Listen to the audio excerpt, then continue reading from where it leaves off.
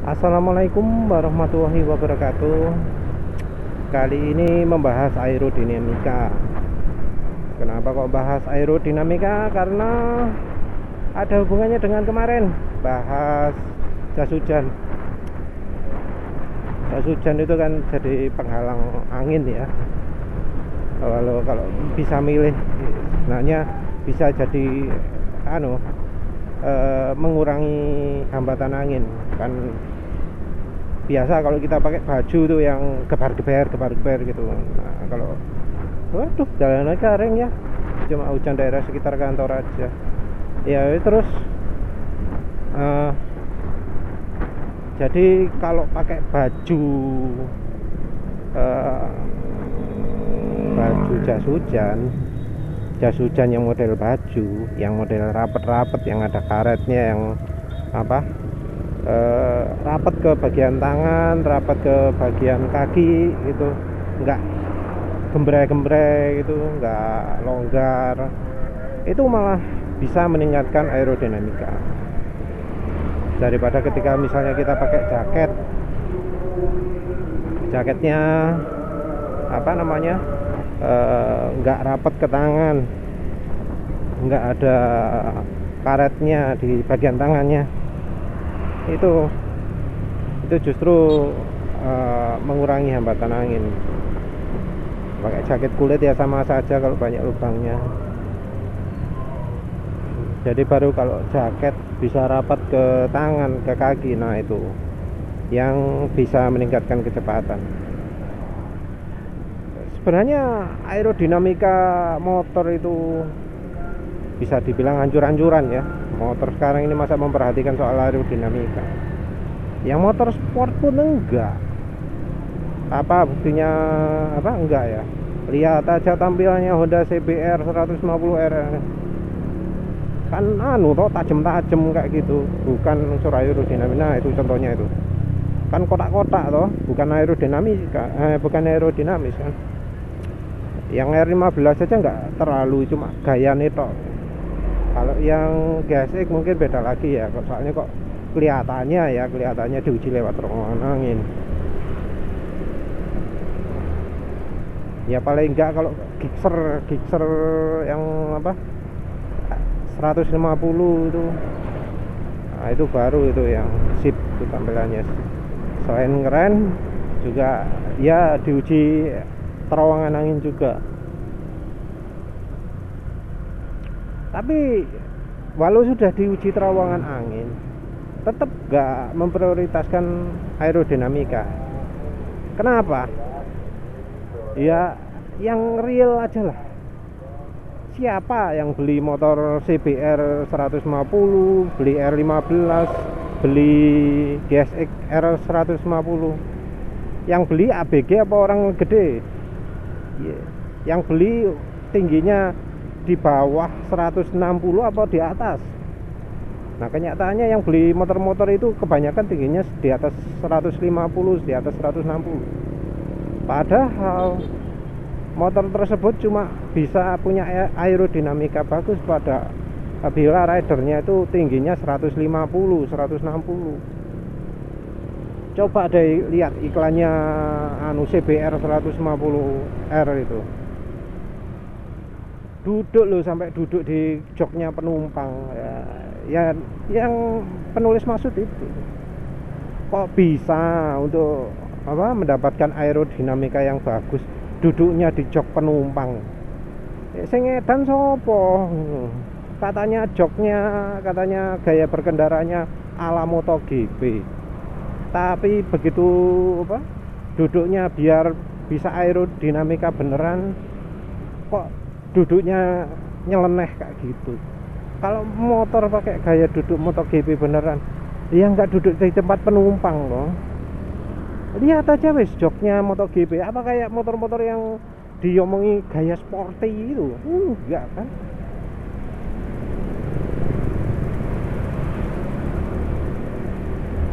Enggak kayak gitu.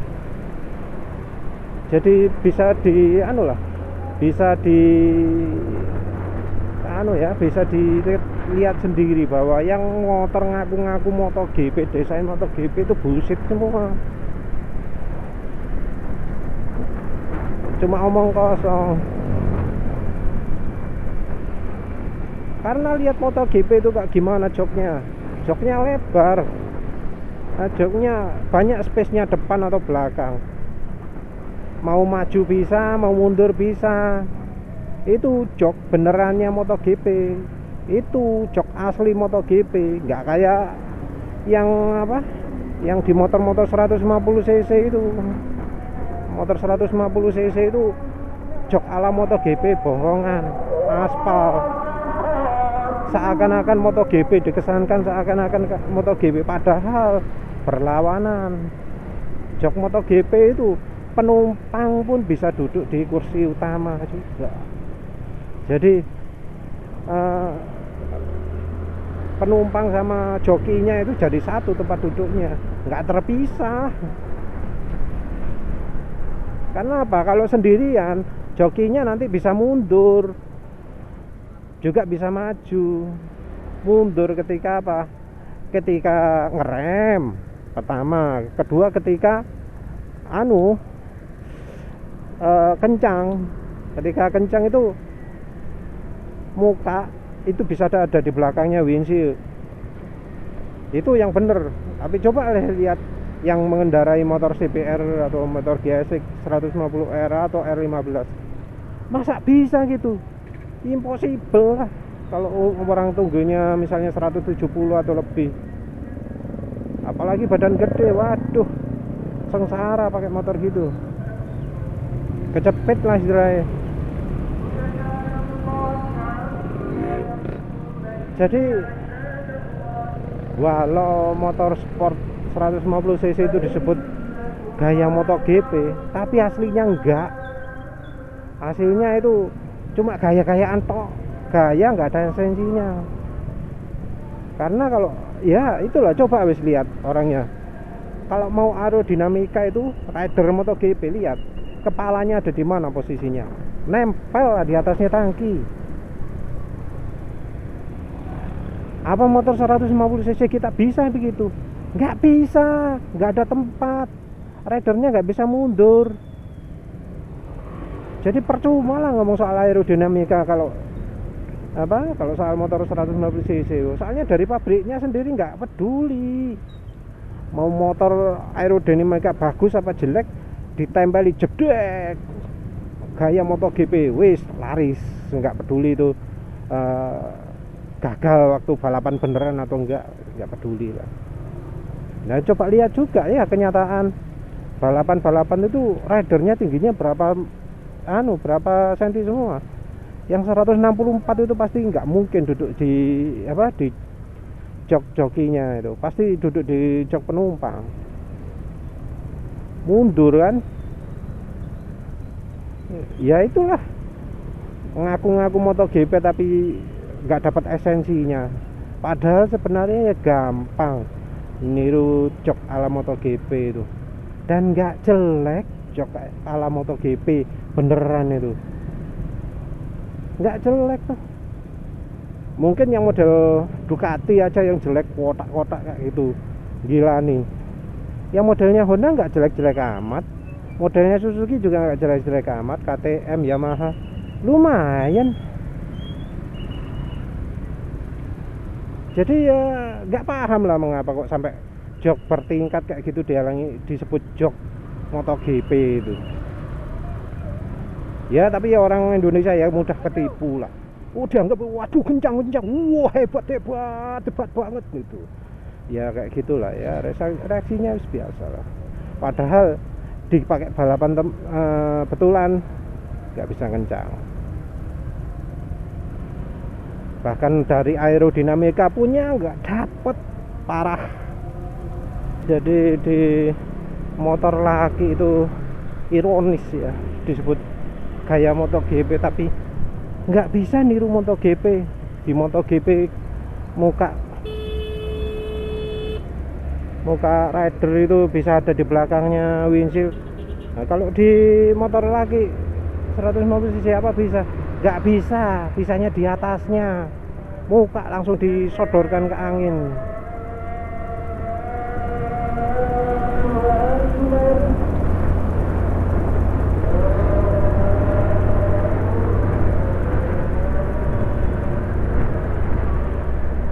Ya kalau muka disodorkan ke angin gitu ya jangan harap dapat aerodinamika bagus.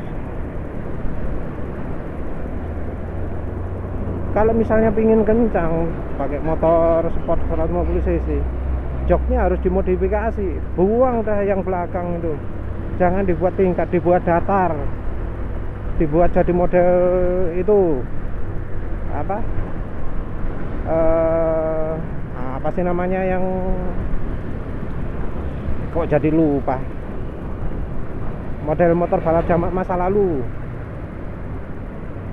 Apa banyak, aduh lupa, wis entahlah, wis pokok joknya dibuat datar gitu. Terus habis itu ya kalau yang lain-lain di motor sport itu sudah bisa pakai niru-niru, jadi misalnya lutut dirapatkan, terus siku juga dirapatkan waktu di lintasan lurus, rapatkan ke badan ya atau ke tangki. Nah, yang susah mungkin motor bebek atau motor matic. Motor bebek jarang yang pakai, bahasa motor matic aja ya. Salah satu kendala di motor matic itu adalah untuk soal aerodinamika ya. Kalau duduk di motor matic harus tegak kan. Terus habis itu sekarang ini motor-motor keluaran terakhir ini joknya dibuat bertingkat, jadi mau mundur nggak bisa, mau duduk lagi belakang itu jadi nungging, jadi badan itu lebih tinggi, malah mengurangi aerodinamika.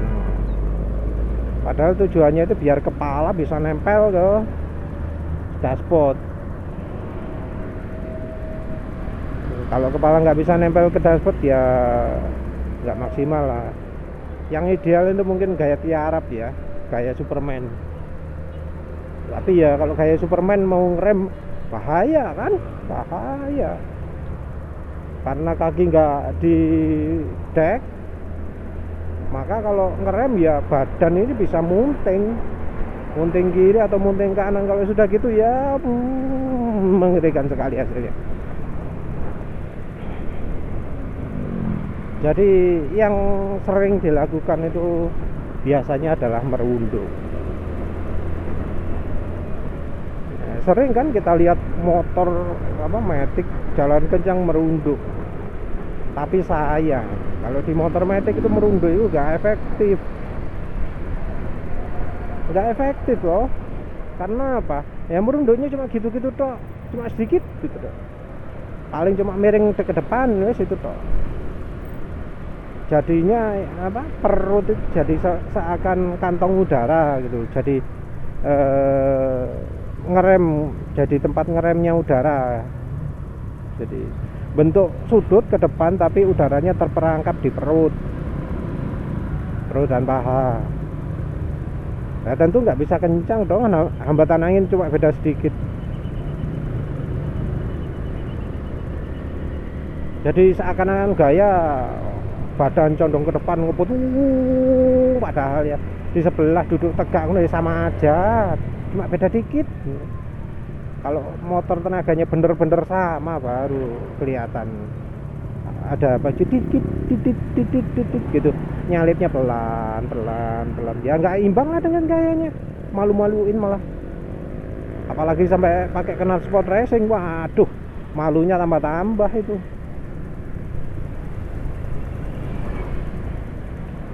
Kadang juga gaya gitu kaki ditaruh belakang, wah seakan-akan gaya MotoGP. Emang sih kalau kayak taruh belakang, taruh footstepnya penumpang itu lebih terasa sporty karena duduknya juga jadi mirip motor sport 150 cc. Gaya nunggingnya, gaya miringnya jadi terasa mirip motor 150 cc. Cuma dari hambatan angin justru lebih besar. Karena apa? Itu loh ketambahan kaki kan di samping. Nah itu jadi nambah hambatan angin. Mengapa kok hambatan angin? Karena kalau kaki disembunyikan di belakangnya tebeng depan, itu baru lebih sip. Jadi selain tebeng depan ini nggak jadi apa namanya turbulensi, tempatnya angin buritan, tempatnya angin apa sih namanya, backwind, entah backflow atau apa, pokoknya angin buritan, angin yang apa turbulensi itu.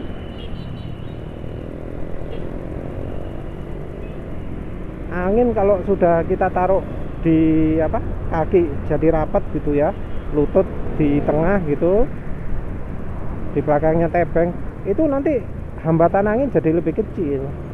Jadi kita buat pas lah antara bodi motor dengan tebeng angin depan. Kalau kita bisa buat pas, itu hambatan jadi lebih kecil. Duduk kayak depan mekangkang gitu, hambatan anginnya besar. Ya mungkin ada yang merasa kaku ya, jadi kayak duduknya cewek. Ya mungkin itu juga alasan mengapa kok yang sok kekar sok gaya-gaya balap itu waktu di jalan raya kalah sama emak-emak. Ya itu mungkin alasannya, karena motornya nggak aerodinamis. Jadi cuma duduk tegak, kaki ditaruh tengah rapet gitu tuh aja sudah cukup untuk meningkatkan aerodinamikanya motor mati. Terus cara selanjutnya apa? Merunduk jelas nggak apa namanya, nggak bisa membantu ya. Yang bisa membantu itu justru adalah dengan mengurangi angin buritan, mengurangi backflow, backwind. Jadi angin turbulensi buritan itu timbulnya itu modelnya naik ke atas dari spagur belakang, itu naik ke atas ke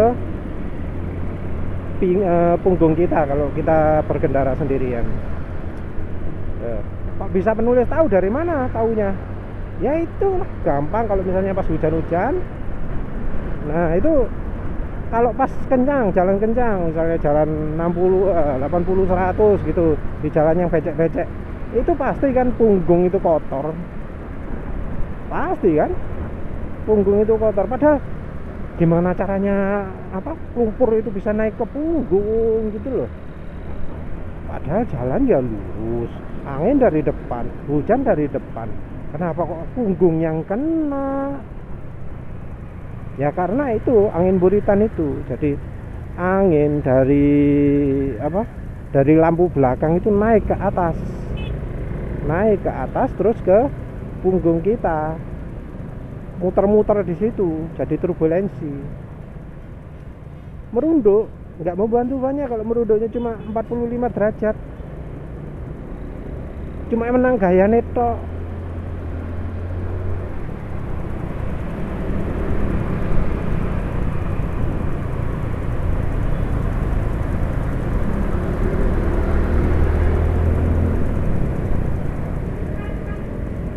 Ya apa? Kalau ingin kencang beneran, ya merunduknya harus lebih rapat lagi ya. Jadi lutut ke depan merunduk gitu, waduh itu soro itu lah, agak susah. Tapi ya dijamin maksimal. Tapi tetap ada turbulensi, namanya orang merunduk di belakang pantat itu jadi turbulensi juga. Walau sudah dibuat bertingkat tempat duduk penumpangnya, tetap aja turbulensi. Karena apa? Ya namanya pantat lebih tinggi daripada jenjangnya tempat duduk belakang. Entah sih mengapa kok tempat duduk belakang yang dibuat berjenjang itu, Pak. Padahal ya sebenarnya yang rata-rata pun motor matic itu masih terlihat keren kok. Nggak perlu dibuat bertingkat itu. Cuma entah mengapa kok dibuat tingkat. Nah, sebenarnya apa? Nggak harus merunduk loh. Pakai cara apa? Yaitu mengurangi angin buritan. Gimana caranya mengurangi angin buritan? Kita buat udara dari depan itu mengalir ke belakang punggung kita. Caranya apa? Cara sederhana ya pakai apa? Nyetirnya tangan satu. Jadi apa, kita itu nyetir satunya ke gas, satunya pegang belakang punggung, itu sudah mengurangi dah. Nah yang lebih banyak lagi efeknya adalah ketika kita pegangan penumpang. Jadi rear handlebar yang belakang, pegangan belakang, tapi ya bukan PCE ya. Kalau PCE nggak bisa dipegang. Ini malah jadi tempat duduk. Iya gini tok loh. Tinggal tangan kanan depan, terus tangan kiri di pegangan belakang. Kalau bisa ya badan dipiringkan juga gini. Oh, gini akselerasinya makin oke. Ya ini motor melambat ya, jangan ya motor cuma bisa jalan berapa ini, nggak bisa jalan contoh lah. Tapi gini juga banyak pengaruhnya kok.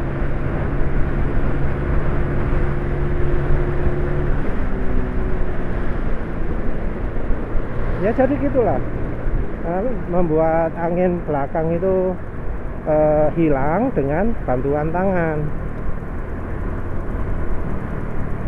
Mau bahasa apa tadi sampai lupa. Dengan hilangnya angin buritan itu akselerasi jadi makin oke, jauh lebih tinggi daripada kalau pakai merunduk. Tinggi loh peningkatannya. Kalau misalnya sering ngadu akselerasi ya, tinggal lihat aja dibanding dengan yang sebelah.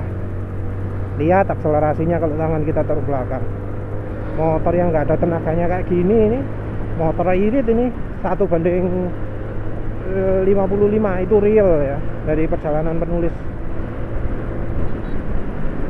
Penulis cuma bisa dapat itu kalau pakai eco riding, kalau naik NMAX. Eco riding NMAX pun cuma bisa 1:50 ya. Jalannya 45-60. Kalau jalan kayak gini, jalan 80 ya nggak bisa dapat gitu, paling 1:45 kalau di NMAX. Nah ini bisa 1:55 itu dengan model gaya berkendara kayak gini. Cepet loh akselerasinya kayak gitu sudah bantu banyak ya. Penulis berapa kali saya nyoba, nggak cuma di motor metik aja, di motor bebek juga pernah nyoba. Malu yang di sampingnya motor cc-nya lebih gede, kita nyenden terus duduk tegak sambil pegangan belakang gitu. Yang merunduk itu, yang tiarap itu kalah. Malu kan orang kalau lagi balapan, yang sebelah tegak sungkan mau merunduk. Merunduk itu artinya apa? Mengakui motornya kalah cepat. Nah kalau motornya sana lebih gede cc-nya atau lebih gede powernya di atas kertas, malu, nggak mungkin melakukan merunduk. Jadi misalnya kita cuma senden, pegangan penumpang seakan-akan nyantai gitu, kita jalan wush, akselerasi kan cuma gas tok atau pakai persneleng.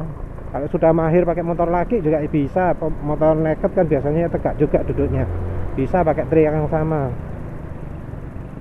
kan, bisa nyantai, kelihatan relax gitu loh, nggak ngoyo kayak yang sebelah pakai runduk-runduk segala.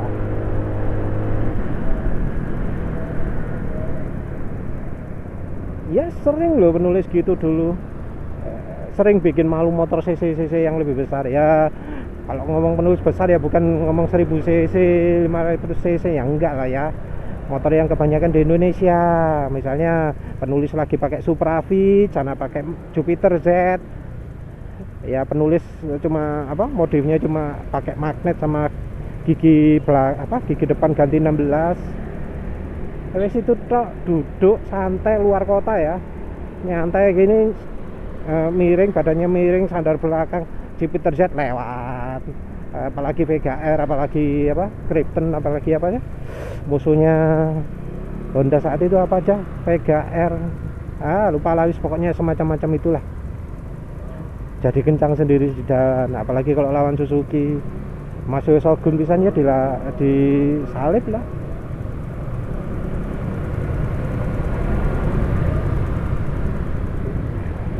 Nah, kalau luar kota gitu kan jalannya lumpeng, kosong, termasuk sepi gitu ya.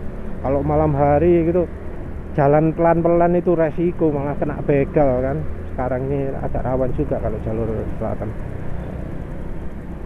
Jadi ya gitu, dikejar ranking, duduk santai, sender belakang. Motor sekarang bisa lebih kencang dari ranking kan. Apalagi kayak Vario, pakai apa, PCX, pakai NMAX, wah itu mantap itu. Duduk tegak, sandar, tangan kiri di belakang. Tapi ya tetap ya ada risikonya. Risikonya kalau pas ngerem, karena ngeremnya harus pakai rem depan, ya harus tahu tekniknya. Ngerem depan itu ya apa, jangan mendadak kan. Apa, teknik ngerem yang aman itu, yang ini omongannya orang yang sering di jalan, yang sering sepeda motoran tuh ya, nggak cuma sekolah safety riding Indonesia, tapi komunitas berkendara, misalnya di apa, di Amerika gitu, contohnya dari klub HD, Harley Davidson gitu, terus klub motor-motor lain gitu loh. Dari bener-bener mulai dari rider itu kalau ngerem belakang dulu yang aman. Belakang itu juga nggak ditekan kencang-kencang, pelan. Apalagi kayak motor naik ini yang rem belakangnya pakem, atau motor lain lah yang rem belakangnya terlalu pakem, Supra E atau apa, ngerem pelan-pelan tok, jadi pancingan tok lah hitungannya. Kalau misalnya fullnya 100, kita pakai cuma 50% tenaganya. 50% gunanya apa? Untuk pancingan. Jadi begitu motor sudah bobotnya itu pindah ke depan semua, baru kita pakai pakai rem depan. Jadi kan waktu jalan pertama itu kita ngerem ban depan itu jadi sudah gigit gitu loh, begitu kita mulai pakai rem depan. Nah kalau kita nyetirnya pakai tangan satu, ya kita harus waspada, tahu caranya pakai rem depan. Caranya pakai rem depan gimana? Neketnya jangan konstan. Pertama itu rem depan itu dibuat lebih lemah dari biasanya, lebih lemah dari tenaga pengereman yang maksimalnya, harus lebih lemah. Terus begitu motor sudah condong ke depan, suspensi depan sudah memendek, kita tambah remnya. Makin pendek suspensi depan, kita tambah lagi. Ini terjadi cepat loh ya, cuma hitungan detik loh ya, cuma 2 detik atau berapa detik gitulah, cepat. Jadi nggak lama. Jadi misalnya ini mau rem gitu loh, langsung seret gitu, nggak pakai nunggu lama. Cara ini masih lebih aman lah daripada kalau pakai merunduk gitu. Merunduk misalnya kepalanya di depan, apalagi kalau kaki di belakang. Nggak masalah sih kaki di belakang kalau motor matic, soalnya kan kita motor matic itu kan remnya di stang ya. Kaki di belakang nggak masalah. Penulis pernah celaka itu cuma gara-gara ya rem depannya sama sekali nggak pakem, motor Honda Matic Beat. Itu rem nggak pakem ya wis alamat lah guys. Jadi kaki di belakang itu sebenarnya nggak masalah kalau motor matic. Ya cuma aerodinamikanya lebih parah, tapi kan ya terserah. Feelingnya kan feeling motor laki jadinya, ya terserah kan. Terus kalau merunduk, nah itu jadi agak susah. Kenapa kalau merunduk susah? Karena ya kita harus tegak dulu kan. Butuh ada waktu untuk tegak. Kita nggak bisa ngerem selagi kepala kita nempel dashboard lah. Lagi pula kalau di matic kayak NMAX itu impossible kan merunduk ke depan itu ya. soalnya stangnya tinggi. PCX juga susah.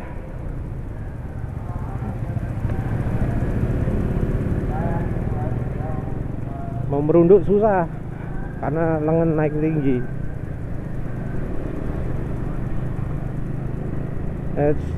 Ya jadinya ya kalau motor kayak NMAX miringnya ya nggak banyak ya, cuma nggak ada efeknya lah, cuma gaya NMAX, PCX, ADV, Aerox ya sama lah. Kalau motor matic yang gini bisa kan kita bungkuk maju ke depan gitu, cuma ya sama sih menurut penulis. Kalau kita sandar ke belakang gitu kan kalau mendadak kita bisa pakai rem depan. Nah kalau kita merunduk itu kita harus mundur ke belakang dulu badannya. Kenapa kalau nggak gitu? Aduh, sini nggak hujan ya. Wis. Ini gara-gara yang memakai orgonet. Wis, lepas, lanjut. Jadi kalau kita kepalanya lagi nempel dashboard ngerem, itu otomatis kan berat badan ada di depan semua. Itu bisa jungkel loh kita. Apalagi kalau ngerem depannya itu ekstrim. Jadi untuk amannya kan kita kalau ngerem itu badan diusahakan condongnya ke belakang, sambil nahan, tangan dibuat lurus ke depan sambil nahan rem.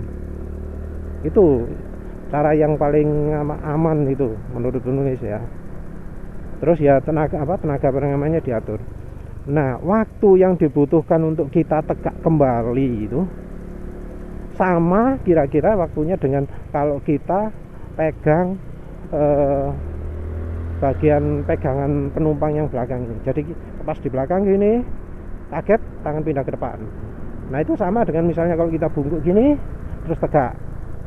Mungkin kalau tegak butuh tenaga lebih ya mungkin lebih aman malah daripada kalau merunduk.